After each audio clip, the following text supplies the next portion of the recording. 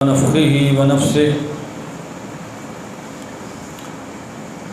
وقرن في بيوتكن ولا تبرجن تبرج الجاهلية الأولى وأقمنا الصلاة وآتينا الزكاة وأطعنا الله ورسوله إنما يريد الله ليذهب عنكم الرجس أهل البيت ويطهركم تطهيرا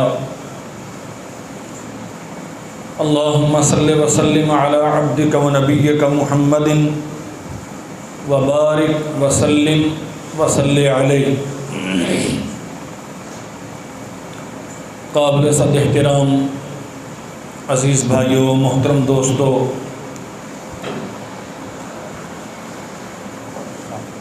محرم الحرام 1445 ہجری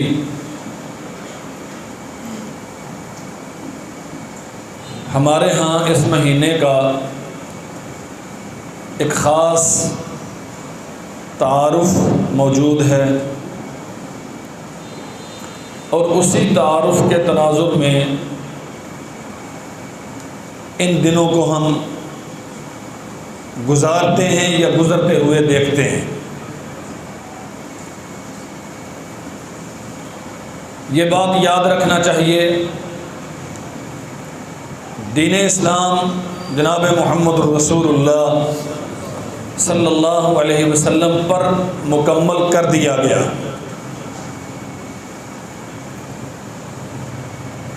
تکمیل دین اسلام کے بعد حوادث، سانحات، غیر معمولی واقعات یقیناً ان کے اثرات تاریخ اسلام پر، ملت اسلام پر موجود ہیں اور تا قیام قیامت رہیں گے، لیکن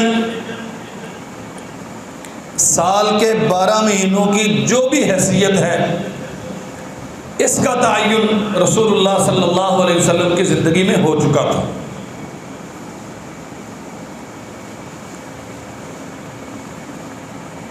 صرف ایک بات اس حوالے سے عرض کروں گا، نبی کریم صلی اللہ علیہ وسلم نے فرمایا افضل الصیام بعد رمضان شہر اللہ المحرم۔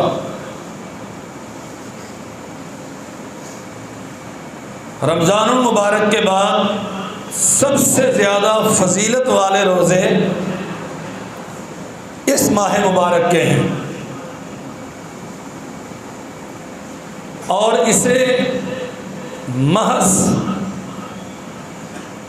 شہر المحرم نہیں کہا، شہر اللہ المحرم، اس مہینے کی نسبت اللہ کی طرف کی ہے۔ اور یہ کب کی بات ہے؟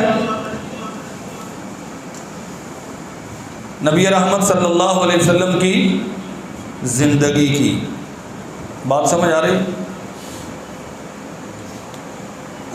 رمضان کے بعد سب سے فضیلت والے روزے اللہ کے مہینے محرم کے ہیں۔ یہ عظمت اس مہینے کو رسول اللہ نے اپنی زندگی میں عطا کی ہے، جبکہ کربلا کا سانحہ اس سے اشروں بعد جا کے واقع ہوا ہے۔ اس لیے میری گزارش صرف یہ میرا موضوع نہیں ہے، میں تمہیداً یہ بات عرض کرتا ہوں کہ محرم الحرام کا جو تعارف ہمارے ہاں ہے، حقیقت میں اسلام میں اس کا تعارف اس سے بالکل مختلف ہے۔ سن ہجری کا اس سے آغاز ہوتا ہے، لمبی داستان ہے، صحابہ کرام میں ایک مشورہ ہو رہا ہے، عمر بن خطاب رضی اللہ عنہ خلیفہ ہیں، ان کی طرف سے خطوط لکھے جاتے ہیں، عمال حکومت کو احکامات صادر کیے جاتے ہیں، تاریخ نہیں لکھی گئی ہوتی، پتہ نہیں چل پاتا پہلے کا حکم کون سا ہے، بعد کا کون سا ہے۔ مشورہ ہونے لگ گیا، مسلمانوں کا اپنا ایک سن ہونا چاہیے، تاریخ ہونی چاہیے۔ سن عیسوی موجود ہے، عیسیٰ علیہ السلام کی ولادت کی طرف منسوب ہے، بکرمی سن موجود ہے، اور بہت سارے مختلف آراء اتفاق اس بات پہ ہوا۔ حافظ ابن حجر رحمہ اللہ نے لکھا ہے کہ سیدنا علی المرتضی رضی اللہ عنہ کے مشورے پر یہ فیصلہ کیا گیا کہ ہم اسلامی سن کا آغاز اس دن سے کریں گے ہجرت کے بعد جو سب سے پہلے چاند طلوع ہوا تھا۔ ذی الحج کے آخر میں نبی رحمت نے سفر ہجرت اختیار کیا، اس کے بعد پہلا چاند محرم کا طلوع ہوا، اس سے سن اسلامی کا آغاز ہوا۔ ہجرت کا معنی اسلام کے لیے قربانی دینا، ہجرت کا معنی اپنے گھر بار کو اللہ کی رضا پہ قربان کرنا، ہجرت کا معنی اسلام کے لیے یا تاریخ اسلام کے لیے ایک ٹرنل پوائنٹ ہے۔ پہلے مسلمان مغلوب تھے، بے بس اور مجبور تھے، اور ہجرت کے بعد اللہ ذوالجلال والاکرام نے غلبوں کے وہ رستے کھولے کہ تاریخ انسانی میں اس کی مثال نہیں ملتی۔ لیکن اس ایک واقعے پر اس قدر زیادہ زبانیں کھولی جاتی ہیں، اس قدر زیادہ اسے پراپیگنڈے کا ذریعہ بنایا جاتا ہے کہ عام مسلمان سمجھتے ہیں کہ شاید محرم اور کربلا یہ لازم و ملزوم ہیں، اس کے علاوہ محرم کی اور حیثیت ہی کوئی نہیں۔ میں انشاءاللہ اس مختصر سی نصیحت میں حسب ارشاد اہل بیت اعظام رضوان اللہ علیہم اجمعین کی سیرت کا یا ان کے فضائل کا اجمالاً تذکرہ کروں گا، لیکن یہ بات عقیدتاً سمجھ لیجئے، ہمارا ایمان ہے ہم کسی کی فضیلت بیان کرتے ہوئے دوسرے کی تنقیص نہیں کیا کرتے۔ تلک الرسل فضلنا بعضهم على بعض منهم من کلم اللہ ورفع بعضهم درجات۔ اللہ نے قرآن میں اصول بیان کیا، ہم نے رسولوں کو بعض پر فضیلت دی، بعض کے ساتھ اللہ نے کلام کیا، بعض کے ساتھ کلام نہیں کیا۔ موسیٰ علیہ السلام سے اللہ نے کلام کیا براہ راست بغیر وحی کے، رسول اللہ صلی اللہ علیہ وسلم کے ساتھ کلام نہیں کیا۔ اس کا کیا معنی ہے کہ موسیٰ علیہ السلام فائق ہیں رسول اللہ سے؟ وَرَفَعَ بَعْضَهُمْ دَرَجَاتٍ، بعض سے اللہ نے کلام کیا ہے، بعض کے درجات بلند کیے ہیں، یہ اس کی قدرت ہے، جس کو جیسے چاہا نواز دیا۔ ہم انبیاء علیہ السلام میں اس بات کا عقیدہ رکھتے ہیں کہ جناب محمد الرسول اللہ صلی اللہ علیہ وسلم جملہ انبیاء، رسول اور اللہ کی ساری مخلوق سب سے زیادہ فضیلت کے حامل ہیں، لیکن آپ کی فضیلت کا یہ معنی ہرگز نہیں ہے کہ ہم یہ کہیں کہ نعوذ باللہ عیسیٰ علیہ السلام کمتر تھے، نعوذ باللہ موسیٰ علیہ السلام کمتر تھے۔ نہیں، وہ سارے اپنی اپنی جگہ پر عظمتیں رکھتے ہیں، محمد رسول اللہ صلی اللہ علیہ وسلم سب سے زیادہ عظمت رکھتے ہیں۔ بالکل ایسے ہی صحابہ کرام رضوان اللہ علیہم اجمعین، کسی ایک کی فضیلت کا معنی یہ ہرگز نہیں ہے کہ ہم دوسرے کی تنقیص کرتے ہیں۔ کسی ایک صحابی کی تنقیص کرنے والا، اس پہ اعتراض کرنے والا، اس کے ایمان پہ شک کرنے والا، اس کی غلطیاں نکال کے اللہ ذوالجلال والاکرام کے طے شدہ فیصلوں کے خلاف اس میں باتیں بنانے والا، وہ اپنے آپ کو کسی کا محب کہلائے، یہ تو بہت دور رہا۔ سچی بات یہ ہے کہ محدثین کا مسلک ہے صحابہ کرام پہ تنقیص کرنے والے کے ایمان پہ شک کیا جاتا۔ حضرت امام احمد ابن حنبل رحمۃ اللہ علیہ سے سوال کیا گیا، فلاں بندہ سیدنا معاویہ بن ابی سفیان رضی اللہ عنہما کی تنقیص کرتا ہے، اس کے پیچھے نماز پڑھو؟ فرمایا ہرگز نہیں، اس کے پیچھے نماز مت پڑھا کرو، اس سے سلام مت لیا کرو جو محمد رسول اللہ کے اصحاب کی تنقیص کرتا ہے۔ یہ شرف ہے اللہ ذوالجلال والاکرام نے جسے چاہا عطا کر دیا۔ اللہ قرآن میں کہتا ہے وَاتَّخَذَ اللَّهُ إِبْرَاهِيمَ خَلِيلًا، ہم نے ابراہیم کو خلیل بنایا۔ قرآن مجید میں رسول اللہ کو خلیل بنانے کا کوئی ذکر موجود نہیں ہے۔ محمد رسول اللہ صلی اللہ علیہ وسلم فرماتے ہیں لو کان متخذا خلیلا لاتخذت ابا بکر خلیلا، اگر میں کسی کو خلیل بناتا تو ابو بکر کو بناتا، اگر میرے بعد نبوت ہوتی تو عمر میں ہوتی، میں اس سے حیا کیوں نہ کروں جس سے آسمان کے فرشتے حیا کرتے ہیں۔ عثمان کے متعلق فرمایا لیکن جو شرف و فضل محمد رسول اللہ کی زبان سے جناب علی المرتضیٰ رضی اللہ عنہ کے لیے صادر ہوا، آپ کی اولاد کے لیے صادر ہوا، وہ تاریخ اسلام میں اپنی ایک حیثیت رکھتا ہے۔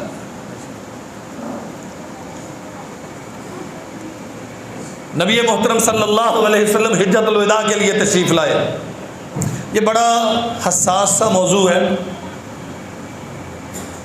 جتنی دیر آپ تشریف رکھیں بہت توجہ کے ساتھ بیٹھنا ہے۔ عام گفتگو ہوتی ہے نا تو اس میں یہ سہولت حاصل ہوتی ہے، کچھ سن لی کچھ چھوڑ دی، کوئی مسئلہ نہیں، چل جاتا ہے، لیکن یہاں کچھ سن لیا اور کچھ نہ سنا تو بہت بڑا نقصان ہوگا۔ حجۃ الوداع کے لیے تشریف لائے جناب علی المرتضیٰ رضی اللہ عنہ، ان دنوں میں یمن کے والی تھے، آپ وہاں سے حج کے لیے نکلے،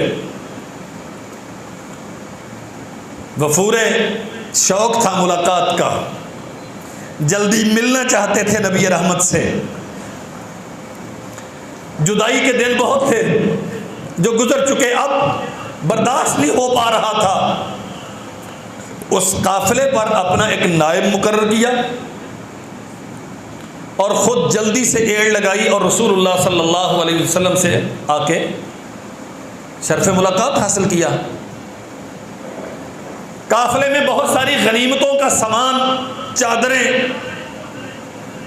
فتوحات کے نتیجے میں ملنے والا سامان موجود تھا، اور بعض لوگ مطالبہ کرتے تھے کہ یہ سامان ہمیں دیجیے۔ جناب علی المرتضیٰ رضی اللہ عنہ نے وہ سامان انہیں نہیں دیا تھا۔ آپ آگے تشریف لے آئے، جو آپ کے قائم مقام تھے، لوگوں نے پھر ان سے مطالبہ کیا تو انہوں نے بعض کو وہ سامان مطالبے پر دے دیا۔ مکہ مکرمہ میں جب قافلے پہنچ گئے تو دستور کے مطابق جناب علی رسول اللہ صلی اللہ علیہ وسلم کی مصاحبت ترک کر کے اپنے قافلے میں چلے گئے، کیونکہ امیر تھے اس قافلے کے۔ جب دیکھا کہ ان لوگوں نے وہ سامان لیا ہوا ہے جو انہوں نے نہیں دیا تھا تو آپ نے انہیں ڈانٹ ڈپٹ بھی کی اور سامان بھی واپس لے لیا۔ نتیجہ یہ نکلا کہ چند لوگ جناب علی رضی اللہ عنہ کے خلاف دل میں کچھ خیالات پیدا ہوئے، یہ انسانی فطرت بھی ہے، زبانوں پہ کچھ الفاظ بھی آئے۔ حج مکمل ہو گیا، رسول اللہ صلی اللہ علیہ وسلم واپس تشریف لے جا رہے ہیں مکہ سے مدینہ کی طرف۔ غدیر خم اس نام سے عید بھی منائی جاتی ہے، اور آپ کے ملتان میں تو بڑی آب و تاب سے منائی جاتی ہے۔ یہ کنویں کا نام ہے، ایک مقام کا نام ہے۔ رسول اللہ صلی اللہ علیہ وسلم یہاں تشریف فرما ہوئے، اور جب سنا کہ بہت ساری لوگوں نے باتیں بھی کی ہیں اور بعض لوگوں نے جناب علی رضی اللہ عنہ کی باقاعدہ شکایت کی رسول اللہ صلی اللہ علیہ وسلم سے کہ آپ نے انہیں قافلے کا ہمارا امیر بنا کے بھیجا، انہوں نے ہم پہ یہ سختی کی، انہوں نے یوں کیا، انہوں نے وہ کیا، بے جا قسم کی شکایات۔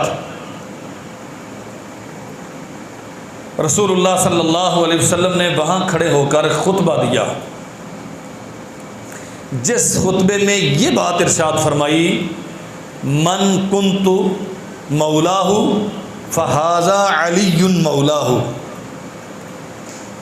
یہ جناب علی کی فضیلت میں بہت بڑا ارشاد ہے۔ جس کا علی دوست ہے، من کنت مولاہ، جس کا میں دوست ہوں، فہذا علی مولاہ، اس کا علی بھی دوست ہے۔ یہ معنی درست ہے؟ ہاں،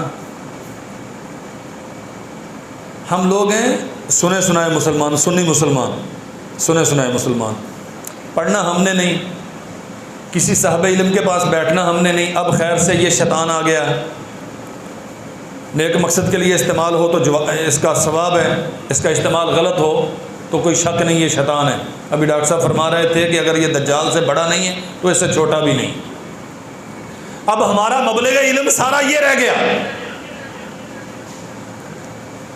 ہمارے ہاں عام طور پہ ترجمہ ہوتا ہے جس کا علی مولا ہے، جس کا میں مولا ہوں اس کا علی بھی مولا ہے، اور مولا کا معنی کیا جاتا ہے کار ساز، دستگیر، مشکل کشا، حاجت روا۔ یہ حدیث ادھوری ہے، میں پوری ذمہ داری کے ساتھ اور حوالوں کی پوری تحقیق کے ساتھ عرض کرتا ہوں، پوری حدیث یہ ہے من کنت مولاہ فہذا علی المولاہ اللہم وال من والاہ وعاد من عاداہ۔ اللہ تو اس کا دوست بن جا جو علی کو دوست بنائے، اور جو علی سے دشمنی کرے تو اس کا دشمن بن جا۔ یہ بعد والا جملہ پہلے جملے کے معنی کا تعین کرتا ہے۔ رسول اللہ صلی اللہ علیہ وسلم نے قیامت تک آنے والے انسانوں کے لیے ایک قانون بنایا، جو علی پہ اعتراض کرے گا اس کا اعتراض ردی کی ٹوکری میں پھینکا جائے گا۔ محمد الرسول اللہ کہتے ہیں میں علی کا دوست ہوں، علی میرا دوست ہے، علی پہ اعتراض کرنے کا کسی کے پاس کوئی حق نہیں۔ اور یہاں ایک اور بھی اگر آپ اجازت دیں تو عرض کروں، من کنت مولاہ فہذا علی المولاہ، جس کا میں دوست ہوں اس کا علی بھی دوست ہے۔ ابو بکر کے دوست تھے رسول اللہ صلی اللہ علیہ وسلم، بولو۔ عمر کے دوست تھے، عثمان کے دوست تھے، اصحاب عشرہ مبشرہ کے دوست تھے۔ اس کا معنی کیا ہے؟ میں دوست ہوں، علی بھی دوست ہے، اور اللہ کی قسم دوست تھے۔ لوگوں کی زبانیں بند کی ہیں جو کہتے ہیں نا ان میں لڑائیاں تھیں۔ کیا لڑائیاں تھیں؟ غدیر خم پہ رسول اللہ نے کہا ہے میں ابو بکر کا دوست، علی بھی ابو بکر کا دوست، میں عمر کا دوست، علی بھی عمر کا دوست، میں عثمان کا دوست، علی بھی عثمان کا دوست۔ جس نے میرے دست مبارک پہ اسلام کی بیعت کی ہے میں ان کا دوست ہوں، اور علی بھی ان سب کا دوست ہے۔ اور ساتھ دعا کی اللہم وال من والا، اللہ جو علی کو دوست رکھے تو اسے دوست رکھ۔ میں آج مسجد ابو خالد میں بیٹھ کے یہ دعا کرتا ہوں، بلکہ اپنے عقیدے کا اعلان کرتا ہوں، اللہ تو اس بات پہ گواہ ہو جا ہم علی کو دوست رکھتے ہیں، تو ہمیں اپنا دوست بنا لے۔ ہم علی کے دشمنوں کو اپنا دشمن سمجھتے ہیں، اللہ تو اس بات پہ شاہد ہو جا، تو اس بات پہ گواہ بن جا۔ ہم تیرے نبی کی دوستی کی وجہ سے، تیرے نبی کی صحابیت کی وجہ سے، تیرے نبی کی مصاحبت کی وجہ سے، تیرے نبی کی شفقتوں محبتوں کی وجہ سے علی کے ساتھ محبت کرتے ہیں۔ اللہ ہم علی سے محبت کرتے ہیں، تو ہم سے محبت کر۔ یہ شرف سنن نسائی میں ایک حدیث ہے، اچانک ذہن میں آ گئی۔ سیدنا ابو محذورہ رضی اللہ عنہ بیان کرتے ہیں رسول اللہ صلی اللہ علیہ وسلم نے مکہ فتح کیا، اس کے بعد حنین کی فتح کے لیے چلے گئے، وہاں سے واپس آ رہے تھے۔ ابو محذورہ کہتے ہیں کہ ہم نو عمر ٹین ایج میں تھے، 10 بندے، 10 نوجوان، ہم ان کے پیچھے گئے۔ اچانک ایک جگہ پہ ہم نے دیکھا اذان کی آواز آ رہی ہے، اللہ کے نبی موجود ہیں اور مؤذن اذان دے رہا ہے۔ ابو محذورہ کہتے ہیں کہ ہم تھوڑی دور بیٹھ کے نا مذاق اڑانے لگ گئے، نقلیں کرنے لگ گئے، جیسے وہ کرتے تھے کرتے ویسے ہم تھے۔ نستہزأ بہ الفاظ ہیں باقاعدہ سنن نسائی میں، ہم مذاق اڑاتے تھے ان کا۔ رسول اللہ صلی اللہ علیہ وسلم نے آوازیں سن لیں، بلایا، آؤ بھائی۔ یہ اذان کی نقل کون کر رہا تھا؟ سب نے کہا جی یہ کر رہا تھا، ابو محذورہ سے کہا، اور ابو محذورہ کہتے ہیں کہ ان سب نے فاشار القوم الیہ وصدقوا، فاشار القوم الیہ وصدقوا، قوم نے میری طرف اشارہ کیا اور بالکل سچ کہا، میں ہی نقلیں کر رہا تھا۔ رسول اللہ صلی اللہ علیہ وسلم نے انہیں بھیج دیا، اسے روک لیا۔ کہتے ہیں فارسلہم فحبسنی، 9 کو بھیج دیا بھئی تم جاؤ، اسے روک لیا۔ فرماتے ہیں اذان کہو۔ اللہ کے نبی مجھے آتی نہیں ہے، ابھی نقلیں کر رہا تھا، مذاق اڑا رہا تھا، اب کہتا ہے آتی نہیں ہے۔ بات سمجھیے جو میں عرض کرنا چاہتا ہوں۔ سرور کونین نے رحمت والا ہاتھ پیشانی پہ رکھا ہے، اور ابو محذورہ کہتے ہیں کہ 3 دفعہ میرے لیے برکت کی دعا کی ہے، اس کے بعد حرفن مجھے اذان سکھائی ہے، اور پھر ایسی خوبصورت اذان سکھائی، وہی ابو محذورہ جو چند منٹ پہلے کہہ رہا تھا، مذاق اڑا رہا تھا اذان کا، رسول اللہ نے پیشانی پہ ہاتھ رکھا ہے، اس کے بعد برکت کی دعا کی ہے، اور اس کے بعد اذان سکھائی ہے، وہی ابو محذورہ کہہ رہا ہے اللہ کے نبی آپ مجھے اجازت دیں میں بیت اللہ کا مؤذن بنوں گا۔ ارے چند منٹ پہلے اذان کا مذاق اڑانے والا اب بیت اللہ کا مؤذن بننے کے لیے اجازتیں مانگ رہا۔ رسول اللہ نے پیشانی پہ ہاتھ رکھا، آسمان والے رب سے برکت کی دعا کی۔ اللہ کی قسم میں یہ سمجھتا ہوں اس علی کی عظمت کے کیا کہنے جس کے لیے کتنی ہی برکت کی دعائیں۔ ابو محذورہ کی پیشانی پہ ایک ہاتھ رکھا ہے برکت والا، بیت اللہ کا مؤذن بن گیا۔ اس علی کے لیے کتنی برکت کی دعائیں۔ خیبر فتح نہیں ہو رہا، رات کو بیٹھے مشورے کی مجلس ہے، جناب علی موجود نہیں ہے، آنکھوں میں تکلیف ہے، فرماتے ہیں صبح جھنڈا اس کے ہاتھ میں دوں گا جو اللہ سے محبت کرتا ہے، اس کے رسول سے محبت کرتا ہے۔ اور ایک حدیث میں ہے یحبہ اللہ ورسولہ، جس سے اللہ اور اس کا رسول محبت کرتا ہے۔ یہ کتنی بڑی ڈگری ہے، اندازہ ہے کسی کو؟ میرا یہ دعویٰ ہے کہ میں اپنے رب سے محبت کرتا ہوں، میرا یہ دعویٰ ہے کہ میں اپنے نبی سے محبت کرتا ہوں۔ اللہ کی قسم کائنات میں بڑی عظمت کی بات ہے، لیکن اگر اللہ اعلان کر دے کہ جا عبدالغفار میں تجھ سے محبت کرتا ہوں، اس سے بڑی عظمت کی بات اور کیا ہے؟ فرمایا صبح جھنڈا اس کے ہاتھ میں دوں گا جس کے ساتھ اللہ اور اس کے رسول محبت کرتے ہیں۔ سیدنا عمر بن خطاب رضی اللہ عنہ بیان کرتے ہیں کائنات کے لوگوں زندگی میں کبھی قیادت کا خیال ذہن میں نہیں آیا، زندگی میں کبھی نہیں سوچا کہ مجھے کوئی عہدہ ملنا چاہیے۔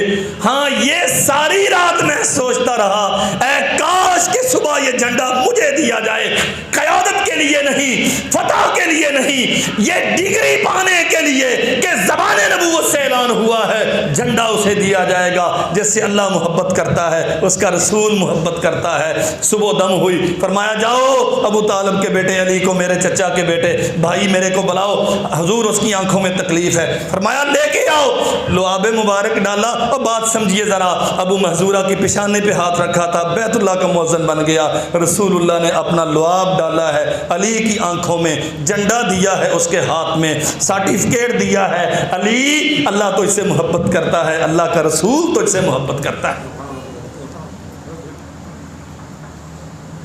اللہ کی قسم یہ عظمت کے وہ مینار ہیں، کائنات کی کوئی بلندی اس کی پمائش نہیں کر سکتی۔ علی اسلام کی عزت کا نام ہے، علی رسول اللہ صلی اللہ علیہ وسلم کی عظمت کا نام ہے، علی حرم نبوی کے پاسبان کا نام ہے، علی غیرت اور حمیت کا نام ہے، علی فاتح اور دلیر کا نام ہے، علی اسلام کے بے مثال سپاہی اور جرنیل کا نام ہے، علی محمد رسول اللہ کے محب اور محبوب کا نام ہے۔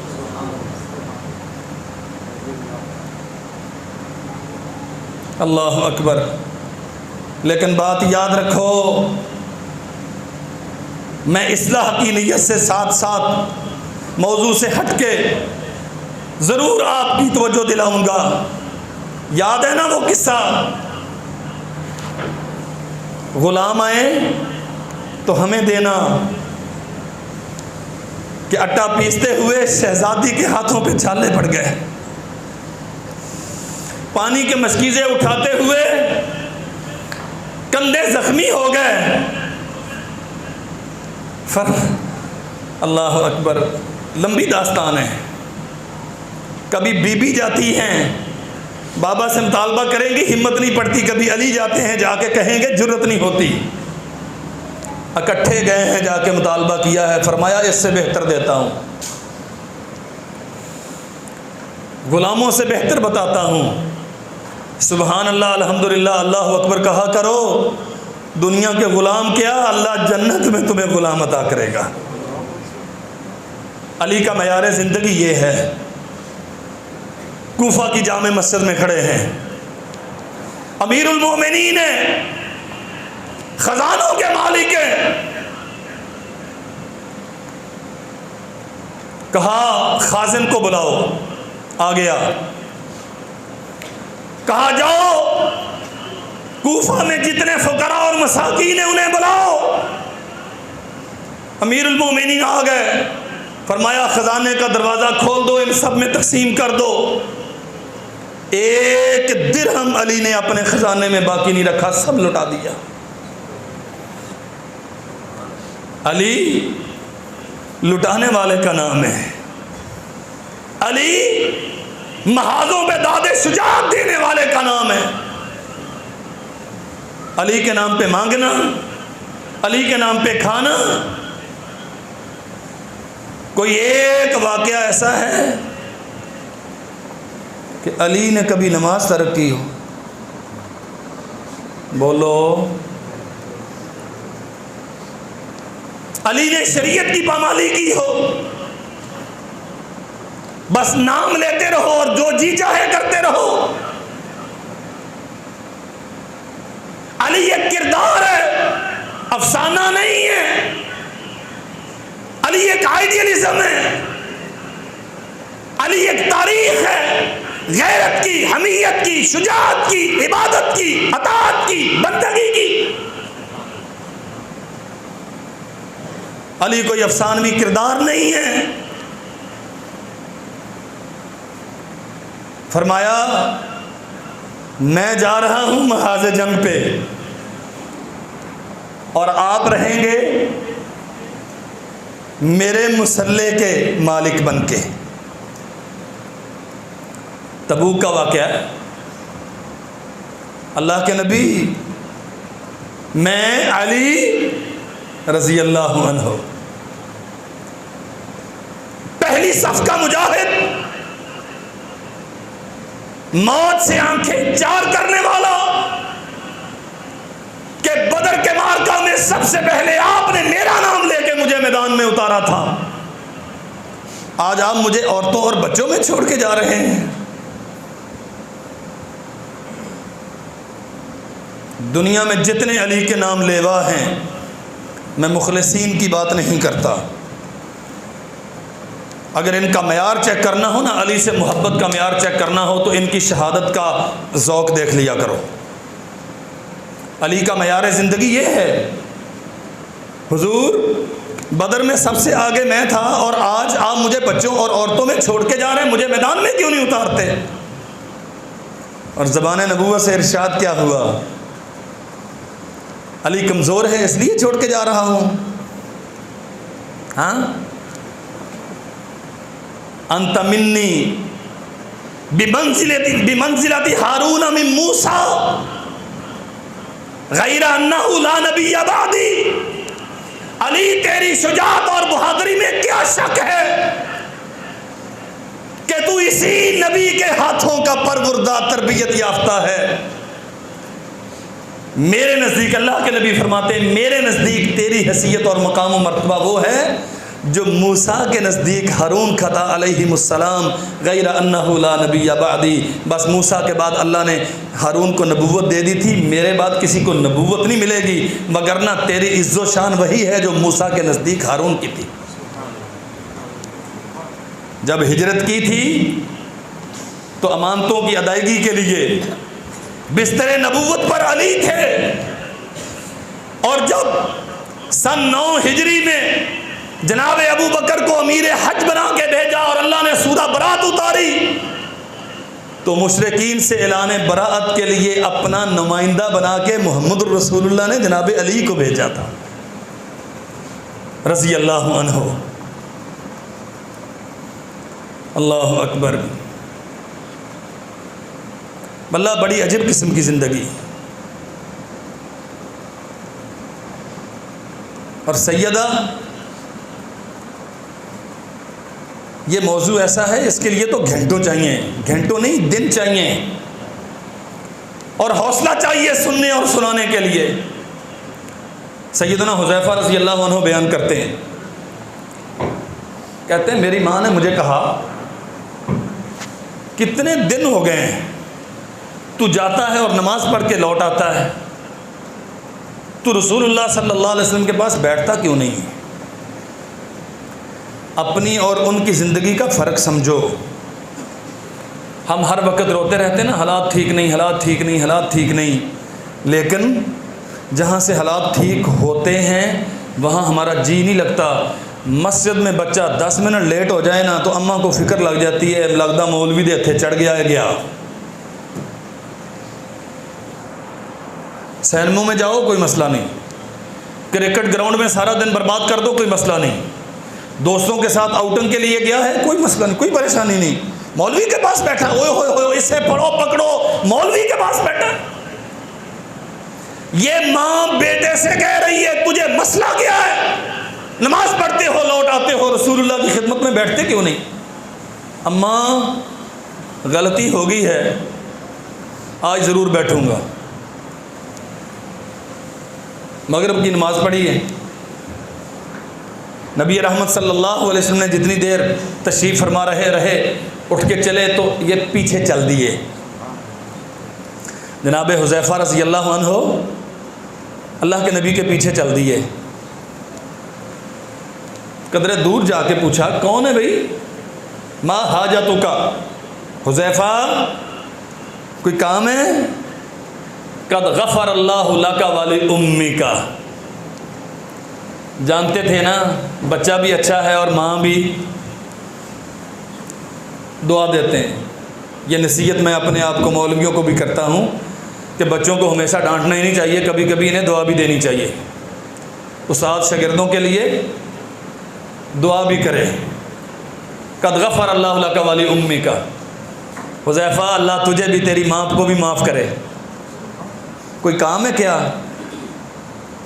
اللہ کے نبی کام کوئی نہیں ہے، کئی دن سے آپ کی خدمت میں بیٹھ نہیں سکا تھا، اماں اس بات پہ ناراض ہیں رسول اللہ کے پاس بیٹھتے کیوں نہیں ہو؟ حدیث کی مجلسیں تلاش کیا کرو میرے بھائیوں،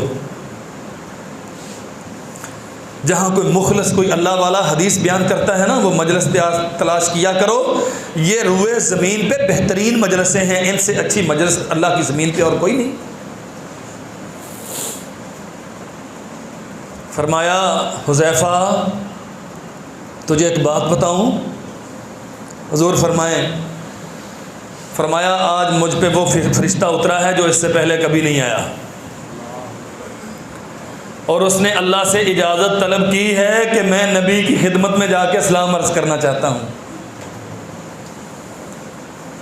آسمان کے دروازے کھلے اور فرشتہ آیا، اور فرشتے نے آ کے مجھے بشارت دی،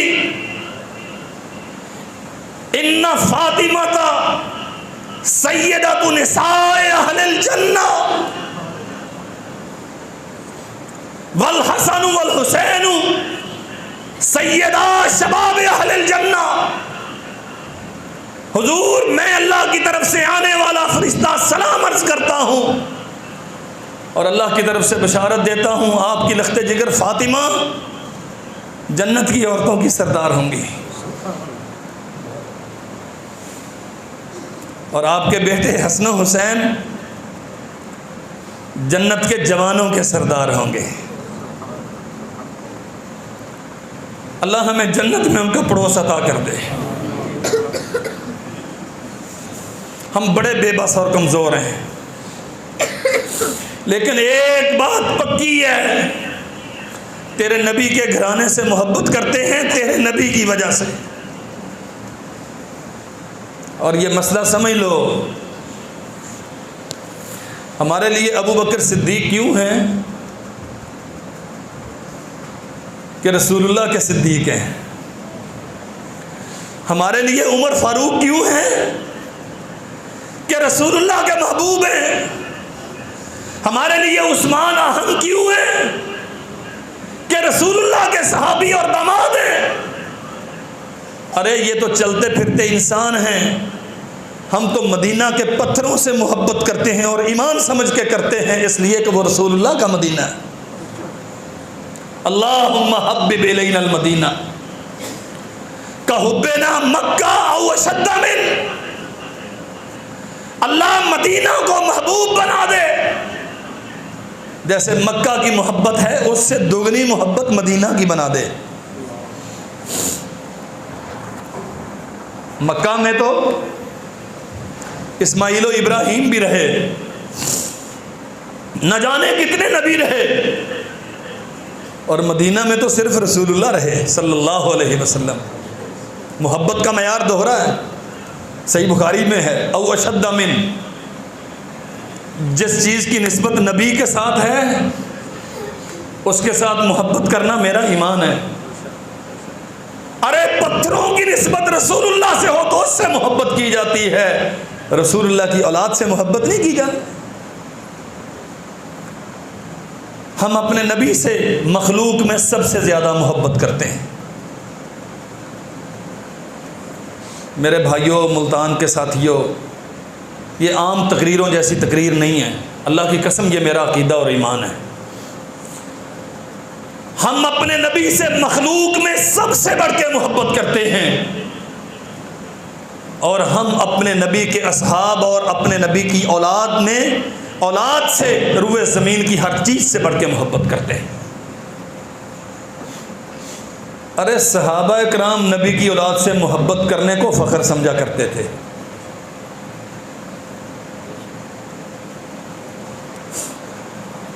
لمبی داستان ہے۔ سیدہ فاطمہ رضی اللہ عنہا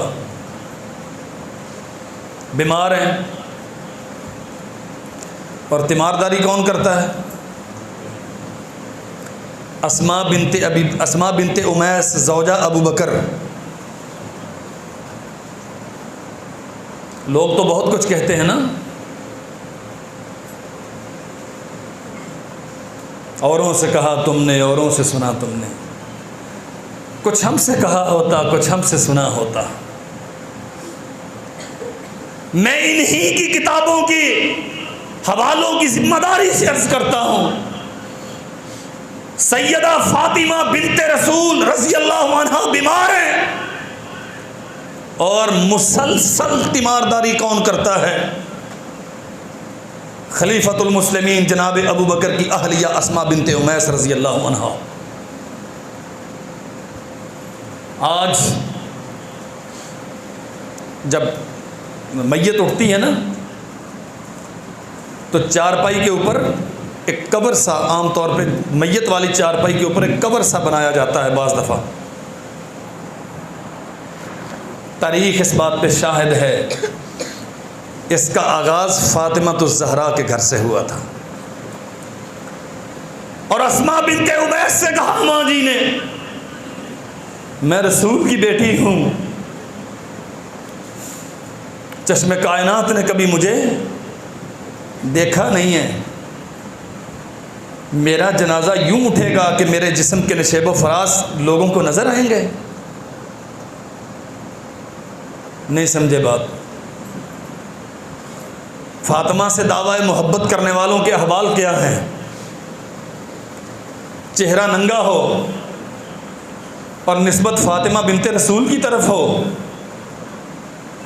بال کھلے ہوئے ہوں اور نسبت بنت رسول کی طرف ہوں، نماز کے قریب نہ جائے اور دعویٰ سیدہ فاطمہ کی محبت کا ہو، یہاں بنت رسول کے حق کے لیے ماحول کو تکبر کا شکار بنایا جائے اور ایک بھی خوبی اس خاتون جنت کی اپنے عادات و اطوار میں موجود نہ ہو۔ اسماء بنت امیس فرماتی ہیں، مشورہ دیتی ہیں، کھجور کی چھڑیوں کے ساتھ یوں اوپر جنگلہ سا بنا دیں گے تاکہ آپ کسی کی نگاہ میں آ نہ سکیں۔ اللہ اکبر، یہ عظمتیں اللہ کی قسم، وہ جو شاعر کہتا ہے نا کہ دامن نچوڑیں تو فرشتے وضو کریں، ان کے لیے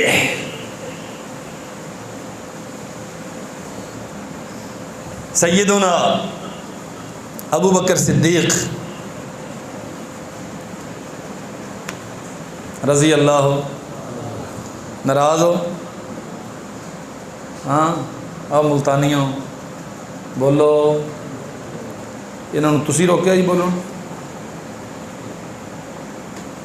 آپ کو روکا کسی نے بولنے سے؟ یار یہی فضائل اہل بیت آپ کسی اور سے سنتے ہیں، جھوٹے قصے تو جھوم جھوم جاتے ہیں، میں حدیثیں سناتا ہوں آپ رضی اللہ بھی نہیں کہتے۔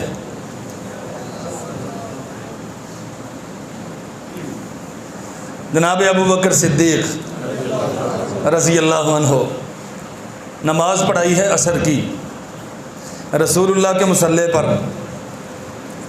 باہر نکلے ہیں اور علی نے اقتداء میں نماز پڑھی ہے، ہاں رضی اللہ عنہ۔ گلی میں جناب حسن کھیل رہے ہیں، صحیح البخاری میں لکھا ہے، جناب ابو بکر صدیق رضی اللہ عنہ آگے بڑھے اور جناب حسن رضی اللہ عنہ کو اٹھا لیا۔ اپنے بیٹوں کو ساری دنیا اٹھاتی ہے، محبتیں لٹاتی ہے، یہ فطرت ہے، لیکن نبی کے بیٹوں کے ساتھ محبت ایمان ہے، یہ فرق ہے۔ تو اپنے ماموں چاچا سے محبت کرتا ہے، یہ فطرت ہے، جانور بھی اپنے رشتہ داروں سے محبت کرتے ہیں، رسول اللہ کی آل سے محبت کرتے ہو تو یہ ایمان ہے۔ جو رسول اللہ کی آل اولاد سے محبت نہیں کرتا، اللہ کی قسم وہ ایمان سے خارج ہے۔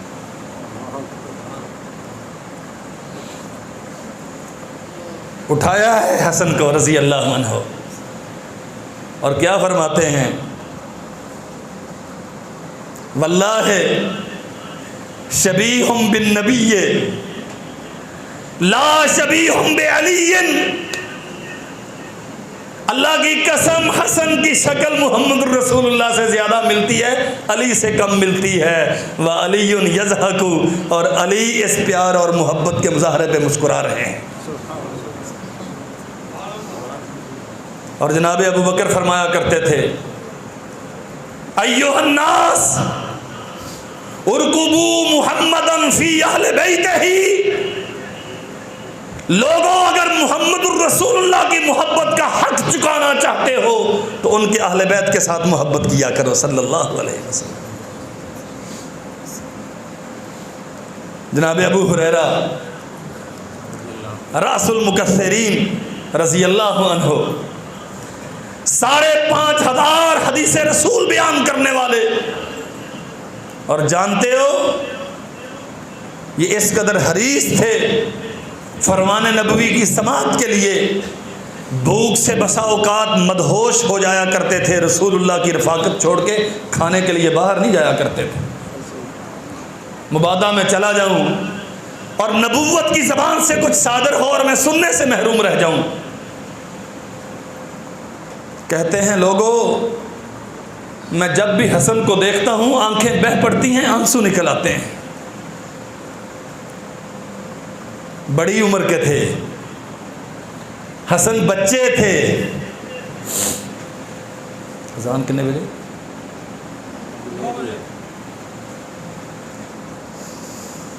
حسن چھوٹی عمر کے تھے، فرماتے ہیں جب بھی حسن کو دیکھتا ہوں آنکھوں پہ اختیار نہیں رہتا، رو پڑتی ہیں۔ لوگوں نے پوچھا ابو ہریرہ کیوں؟ کہا میں سید الکونین کے ساتھ یہاں بازار میں بنو قینقاع کی طرف جا رہا تھا اور رستے میں شہزادہ بچوں کے ساتھ کھیل رہا تھا، نبی، آپ ان کی جلالت شان کا کوئی اندازہ کر سکتے ہیں کہ آسمان کے فرشتے اللہ سے اجازتیں لے کر جنہیں سلام کرنے کے لیے زمین پہ حاضر ہوتے ہیں؟ وہ نبی گلی میں حسن کے پیچھے بھاگ رہا ہے حسن کو پکڑنے کے لیے، اور حسن چھلانگ مار کے کبھی ادھر جاتا ہے، کبھی ادھر جاتا ہے، کبھی ادھر جاتا ہے، بالآخر رسول اللہ نے پکڑا۔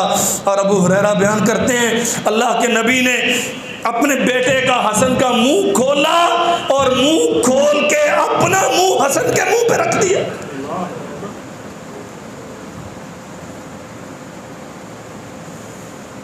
وہ منظر مجھے یاد آتا ہے، رسول اپنے بیٹے سے محبت کیسے کیا کرتے تھے۔ ابو ہریرہ کی آنکھیں بہہ پڑتی ہیں۔ اور ایک واقعہ ہے جناب حسن رضی اللہ عنہ سے جناب ابو ہریرہ رضی اللہ عنہ عرض کرتے ہیں، عمر میں بڑے ہیں، حدیث کے عالم ہیں، لیکن شہزادے سے عرض کرتے ہیں بیٹے ایک گزارش ہے، پوری کر دو تو بڑی سعادت ہے۔ چچا آپ حکم کریں، آپ میرے باپ کے ساتھی ہیں، میرے نانا کے ساتھی، آپ حکم کریں۔ فرماتے ہیں ذرا پیٹ سے کپڑا اٹھانا، میں نے رسول اللہ کو دیکھا تھا تیرے پیٹ سے کپڑا اٹھا کے یہاں بوسہ دیتے تھے، میں وہاں بوسہ دینا چاہتا ہوں۔ ہم نے آل رسول کو کیا سمجھا ہے؟ یہ ملنگوں کی میراث ہے۔ ہم نے حسن و حسین کو کیا سمجھا ہے؟ یہ بھنگیوں کی جگیر ہے، اور یہ افتخار ہے اس ملت کا، یہ عزت ہے امت محمد کی، یہ شان ہے حاملین کلمہ توحید کی۔ حسن و حسین عزت کے مینار ہیں امت محمد صلی اللہ علیہ وسلم کے لیے۔ صحابہ کرام بیٹھے ہیں، ابو ہریرہ بھی بیٹھے ہیں۔ جناب حسن تشریف لائے، سلام کہا رضی اللہ عنہ۔ ابو ہریرہ عمر بڑی ہو گئی تھی، سن نہیں سکے۔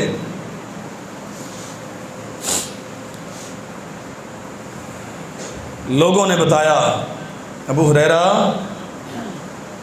حسن ابن علی آئے ہیں، سلام کہتے ہیں، جواب سنیے۔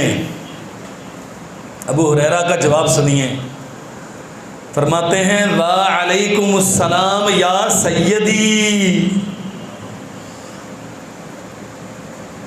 اے میرے سردار، اللہ آپ پہ سلامتی کرے۔ ثم یقول سمعت رسول اللہ ان ابنی ھذا سید، پھر اعلان کیا حسن میرا سردار ہے، اس لیے کہ میں نے رسول اللہ سے سنا کہ میرا یہ بیٹا سردار ہے۔ حسن ابو ہریرہ کا سردار ہے، حسن ساری امت کا سردار ہے۔ قسم رب ذوالجلال والاکرام کی، اگر حسن کے جوتوں میں اللہ قیامت کے دن جگہ دے دے تو میرے لیے اس سے زیادہ شرف کی بات اور کوئی نہیں۔ اور ایک اور بات عرض کروں، ملتانیوں آپ بھی بڑے سیدوں میں گھرے ہوئے ہیں، ہاں 1.25 لاکھ، وہ پرانے زمانے کی بات ہے، اب تو پتہ نہیں کتنے کروڑ ہو چکے ہوں گے۔ اللہ کے نبی نے فرمایا ان ابنی ھذا سید، میرا یہ بیٹا سردار ہے، اللہ اسے مسلمانوں کی 2 جماعتوں میں صلح کا سبب بنائے گا۔ اس کا معنی کیا ہے؟ سید وہ ہوتے ہیں جو اپنوں سے صلح کرتے ہیں، جو اپنوں سے لڑائیاں کرتے ہیں وہ سید نہیں ہوتے۔ سرداری اگر دیکھنی ہو تو حسن سے سیکھیے، سرداری سیکھنی ہو تو حسن سے سیکھیے۔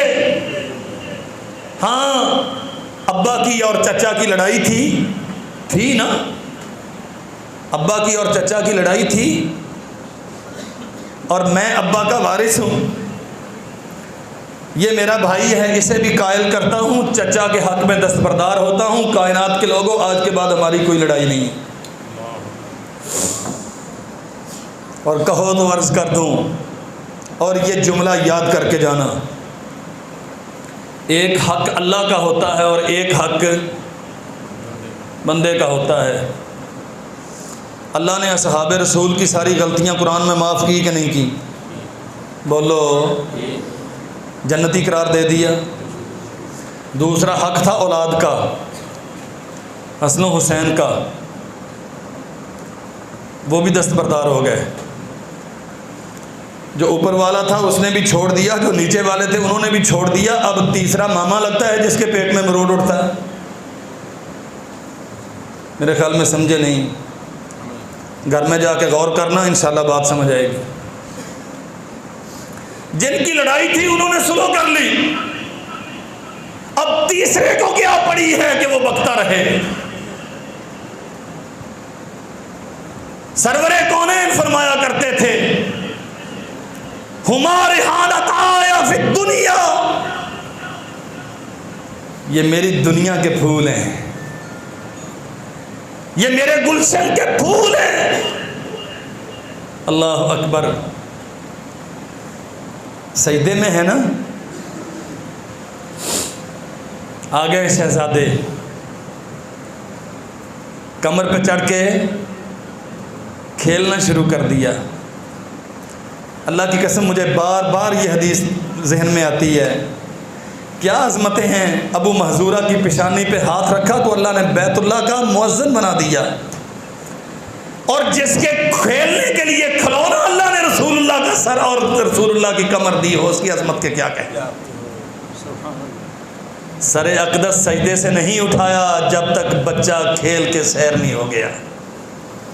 منبر پہ کھڑے ہیں، شہزادے آ رہے ہیں اور گر رہے ہیں، دنیا کو محبت کا سلیقہ سکھایا ہے، منبر سے اتر کے اٹھایا ہے اور پکڑ کے سینے سے لگایا ہے۔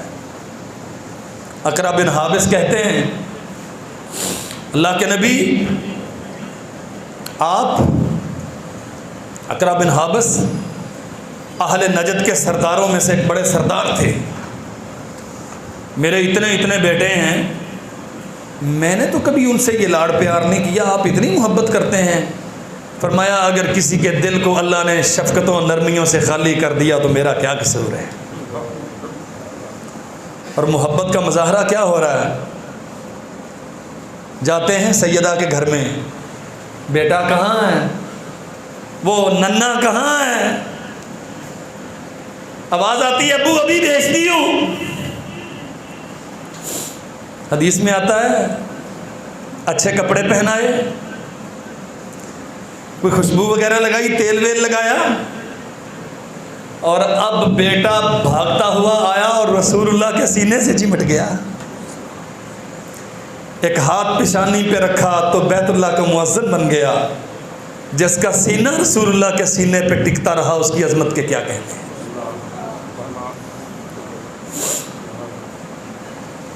مجمع الزوائد میں حدیث ہے، سفر میں ہیں، سیدہ فاطمہ رضی اللہ عنہا ساتھ ہیں اور حسن و حسین بھی ساتھ ہیں۔ اور جانتے ہو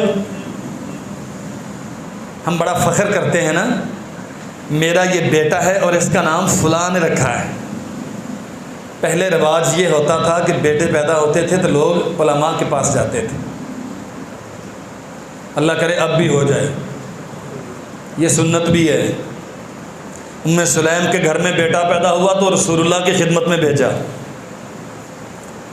گھٹی اللہ کے، یہ گھٹی دینا بھی سنت ہے۔ انس سے کہا جاؤ لے جاؤ، انس بن مالک یہ ام سلیم کے بیٹے ہیں رضی اللہ عنہ جو خادم رسول تھے، فرمایا بیٹا پیدا ہوا ہے، جاؤ اسے رسول اللہ کے پاس لے کے جاؤ۔ اللہ کے نبی نے اپنے لعاب مبارک میں چبا کے، اپنے دانتوں سے وہ کھجور چبا کے بیٹے کے گلے میں لگائی، اپنی انگلی سے گھٹی دی۔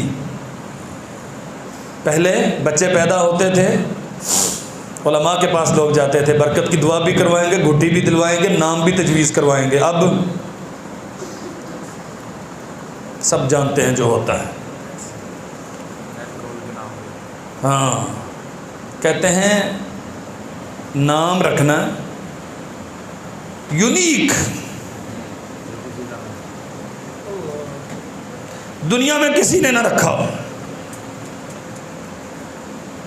اچھا، میرے پاس ایک مسئلہ آیا، کہتے ہیں جی یہ اس نام کا معنی بتا دیں، بچی کا نام رکھا ہے کیا؟ پلوشا، کیا معنی ہے اس کا؟ میں نے کہا جی اسے پلوشا کی بجائے پلوشا پڑھ لیا کریں، سموسے کی بہن لگتی ہے، بس ٹھیک ہے، ایک کا نام سموسا رکھ لیں، ایک کا پلوشا رکھ لیں، دونوں ٹھیک۔ پھر کہتے ہیں دنیا میں انقلاب نہیں آتا،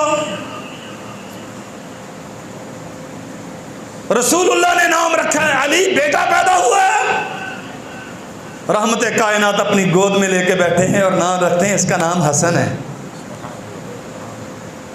سال کے بعد یا شاید اس سے بھی چند دن کم دوسرا بیٹا پیدا ہوا ہے، علی آ کے پھر بتاتے ہیں حضور اللہ نے بیٹا دیا ہے، علی لے کے آؤ، گود میں لکھا ہے اور فرمایا اس کا نام حسین ہے۔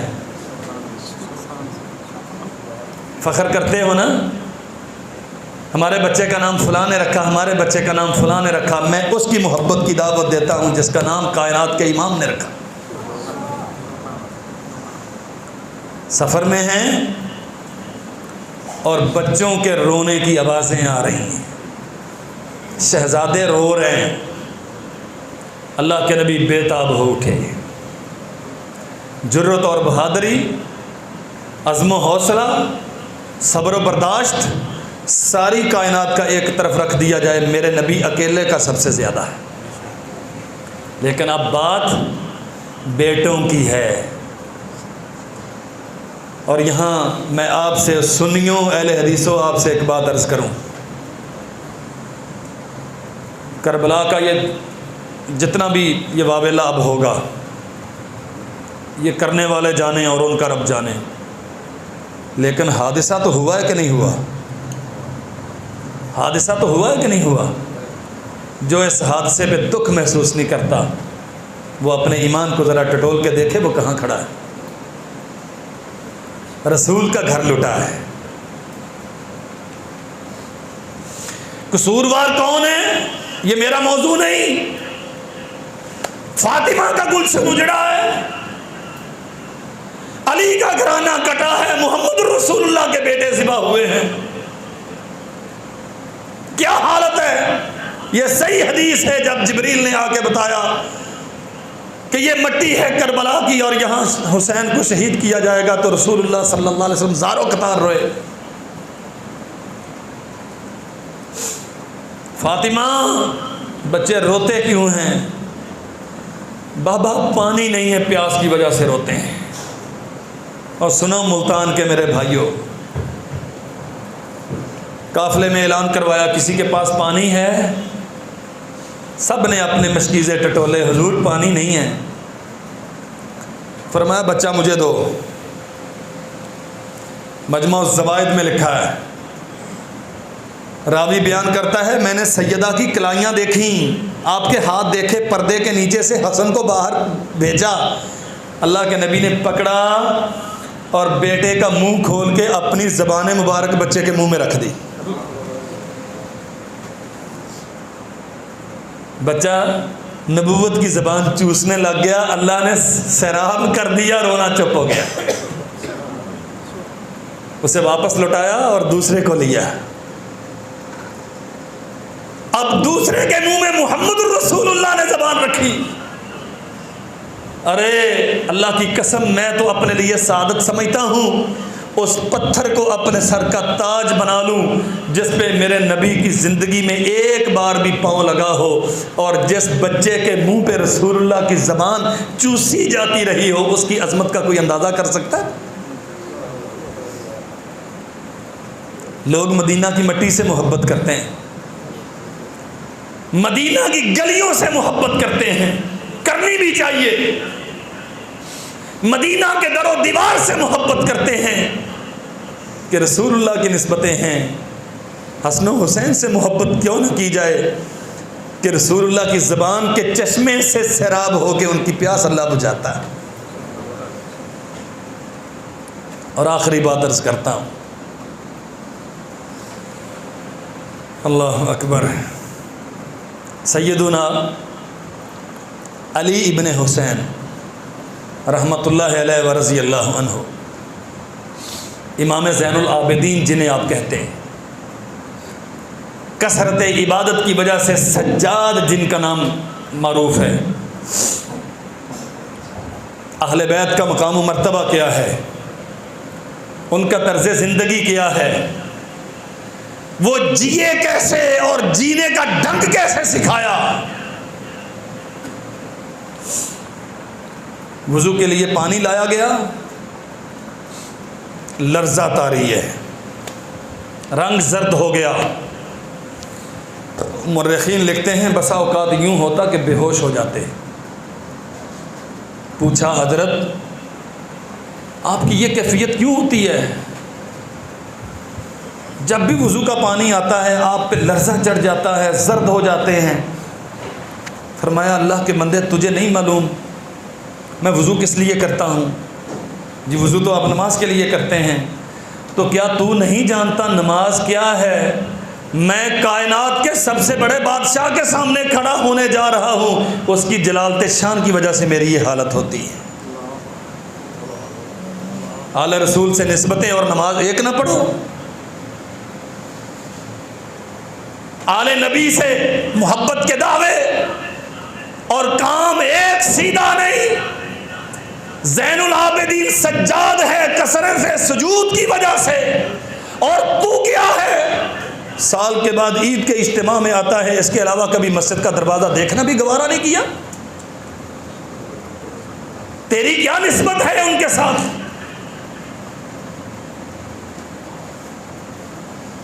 کہتے ہیں حج کے لیے احرام باندھا، لبیک اللہم لبیک، بس یہ کہا اور بے ہوش ہو گئے۔ لوگوں نے سمجھا بیمار ہو گئے، اٹیک ہو گیا، اٹھایا، پانی پھینکا گیا، ہوش میں لائے گئے۔ حضرت طبیعت کیسی ہے؟ جی میں ٹھیک ہوں۔ ہوا کیا تھا؟ کچھ نہیں ہوا۔ فرمایا پھر بے ہوش کیوں ہوئے؟ فرماتے ہیں بس ذہن میں خیال آ گیا، میں نے تو کہہ دیا لبیک، اگر آگے سے جواب آ گیا علی تیرے لبیک کی مجھے ضرورت نہیں تو میں کہاں جاؤں گا؟ یہ رسول اللہ کا بیٹا ہے۔ میں امام زین العابدین کی بات کر رہا ہوں، اور اللہ کی قسم مورخین نے لکھا ہے سیدنا حسن رضی اللہ عنہ نے 20 یا 25 حج کیے، بیت اللہ میں ننگے پاؤں چلا کرتے تھے۔ لوگوں نے کہا اللہ نے آپ کو مال دیا ہے، آپ شہزادے ہیں، آپ رسول اللہ کے بیٹے ہیں، آپ حج کے لیے آتے ہیں ننگے پاؤں آتے ہیں؟ فرمایا صرف عاجزی ظاہر کرنے کے لیے، میں اتنے بڑے بادشاہ کے سامنے جا رہا ہوں، زیب و زینت اب مجھے جچتی نہیں ہے۔ اپنی زندگیوں کا جائزہ لو میرے بھائیوں، ہم کہاں کھڑے ہیں؟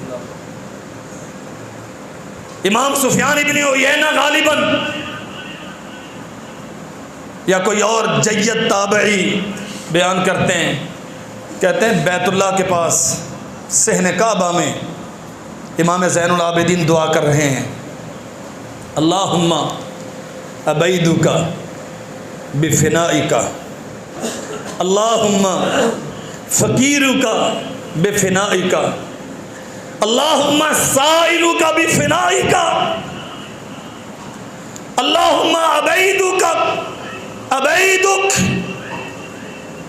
حسن کا حسین کا بیٹا ابیدک، علی کا پوتا ابیدک، فاطمہ کا لخت جگر ابیدک، رسول اللہ کے بیٹے کا بیٹا ابیدک۔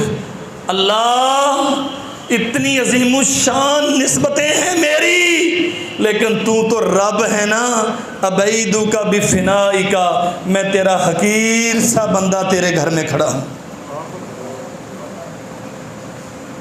یہ معیار ہے ان کی زندگی کا۔ سائلک بفنائک، میں سوالی بن کے دامن پھیلا کے تیرے گھر میں کھڑا ہوں۔ لوگوں نے تو مشکل کشا بنا دیا، اور مجھے یہ فلسفہ کبھی سمجھ نہیں آیا۔ ایک طرف واویلا کرتے ہیں کہ مارا گیا، لوٹا گیا، کاٹا گیا، اور دوسری طرف کہتے ہیں مشکل کشا۔ کبھی مشکل کشاؤں کو بھی مارا جاتا؟ نہیں سمجھے؟ مشکل کشاؤں کو بھی مارا جاتا؟ عبیدو کا بھی فنائی کا، تیرا حقیر سا بندہ تیرے گھر میں ہے۔ سائلو کا بھی فنائی کا، تیرا سوالی تیرے دروازے پہ کھڑا ہے۔ فقیرو کا بھی فنائی کا، اللہ کی قسم امام زین العابدین کہتے ہیں، حسن کا حسین کا بیٹا کہتا ہے، علی کا پوتا کہتا ہے، فاطمہ کا لخت جگر، رسول اللہ کا نواسا کہتا ہے، سائلو کا بھی فنائی کا، فقیرو کا بھی فنائی کا، تو داتا و دستگیر ہے، میں تیرا فقیر ہوں، تیرے دروازے پہ آیا ہوں، میرے دامن کو اپنی رحمتوں سے بھر دے۔ اللہ ذوالجلال والاکرام ہمیں اپنے نبی کی اولاد کی، آپ کے اصحاب کی، آپ کے اہل بیت کی سچی محبت عطا فرمائے۔ اللہ زندہ رکھے تو ان کی محبت کے ساتھ زندہ رکھے۔ اور رسول اللہ صلی اللہ علیہ وسلم دعا کیا کرتے تھے، اللہ میں ان سے محبت کرتا ہوں، تو بھی ان سے محبت کر، اور جو ان سے محبت کرے تو ان سے بھی محبت کر۔ اللہ ہمیں اس حدیث کا مصداق بنا دے۔ ہم تیرے نبی سے محبت کرتے ہیں، ہم تیرے نبی کی اولاد سے محبت کرتے ہیں، ہم تیرے نبی کی ازواج سے محبت کرتے ہیں، ہم تیرے نبی کے اصحاب سے محبت کرتے ہیں۔ اللہ تو بھی ان سے محبت کرتا ہے، تو ہم سے بھی محبت کر، ہمیں زندہ رکھ تو ان کی محبت اور اتباع میں زندہ رکھ، اور ہمیں موت دینا تو ان کی محبت اور اتباع میں موت دینا، اور تو ہم پہ نظر کرم فرما، اور قیامت کے دن ان کے قدموں میں جگہ عطا کر دینا۔ وآخر دعوانا الحمدللہ رب العالمین۔